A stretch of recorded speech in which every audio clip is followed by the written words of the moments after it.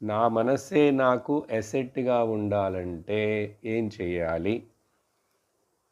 నా మనస్సే నాకు సహకరించేదిగా, మోక్షమును, శాంతిని, తృప్తిని ఇచ్చేదిగా ఉండాలంటే ఏం చేయాలి?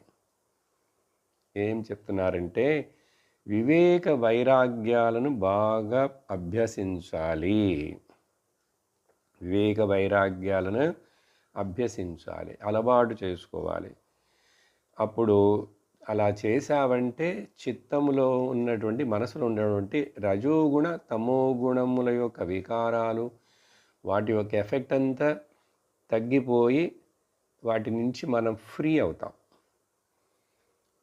అవి ప్రకృతిలో ఉన్నాయి. అవి కొంచెం కావాలి. ఇప్పుడు మనస్సు అన్నిటిని మర్చిపోయి నిద్రపోవాలంటే దాంట్లో తమోగుణం వస్తేనే నిద్ర